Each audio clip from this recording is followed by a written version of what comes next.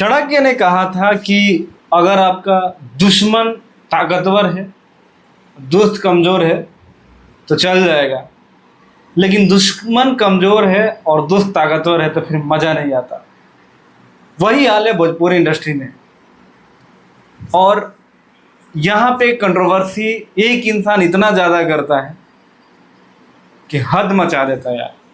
मैं ये सोचता हूँ कि कोई नीचता की सारी हदें कैसे पार कर सकता है, कैसे एक इंसान के पीछे पड़ सकता है। ये तो बच्चों वाली बात हो गई, जो 4-5 साल के बच्चे हरकत करते हैं। वही हरकत फिर खेसारी लाल यादव ने कर दिया पवन सिंह को लेकर। पवन सिंह पे जम के उन्होंने बोला है, अभी टाइम्स ऑफ अयोध्या के साथ उन्होंने इंटरव्यू दिया। और ये बंदा इतना ज़्यादा लाइव आता है, इतना ज़्यादा इंटरव्यू देता है, साला मुझे तो नहीं लगता इसके पास काम भी है भोजपुरी इंडस्ट्री में। पूरे दिन लाइव आता है, पूरे दिन इंटरव्यू देता है, पता नहीं काम कब करता है। और कहता है कि मैं 28 घंटा काम करता हूँ, पता नहीं कौन सा ये। और स्कूल में पढ़ा था कि 24 घंटा में 28 घंटा काम करता है। और इतना बोलता है कि बोलते बोलते थकता नहीं है। हर बार में अपने आप को ऊपर दिखाना चाहता है।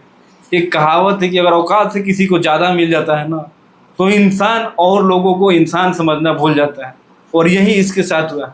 इसकी औकात लिट्टी चोखना ही बेचने की थी, लेकिन जब से ये लिट्टी चोखा बेच के थोड़ा सा फेमस हो गया है ना, हर बार ये पवन सिंह को टारगेट करता है। तो आज की वीडियो इन्हीं सारी चीज़ों से रिलेटेड होगी गाइस। वीडियो को लास्ट तक देखना, और बस ये वीडियो एंटरटेनमेंट पर्पज से ही देखना। इसको अपने दिल पर मत लेना, चाहे आप पवन सिंह के फ़ैन हो, चाहे खेसारी लाल यादव के फ़ैन हो। गाइस, अगर कोई इंसान इतना ज़्यादा गिर जाता है तो ये दर्शाता है कि अगर उसके पास लाइफ में दूसरा कोई काम नहीं है, वो बस पवन सिंह के पीछे ही हाथ धो के पड़ा है।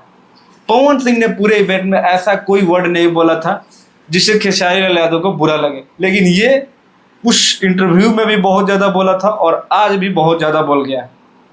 इसको ये समझ में नहीं आता कि इसको बोलना क्या है। और इसके जो फैन है ना, सही कहा है कि अंधों में काना राजा, यानी जैसा राजा होता है वैसी ही प्रजा होती है। ये तो है ही गया गुजरा हुआ। इसके फैन भी उसी लेवल के हैं। ये जैसे अनपढ़ गंवार है, उसी तरह इसके फैन भी सारे अनपढ़ गंवार है। साला समझ नहीं आता कि कम से कम ये बातें तो अच्छा कर लेता। कहता है कि पवन भैया है, मेरे पिता तुल्य हैं, कई बार बोला है, कई बार। फिर पता नहीं इसको क्या हो जाता है। ये अपने बाप से भी ऐसे ही पेश आता होगा।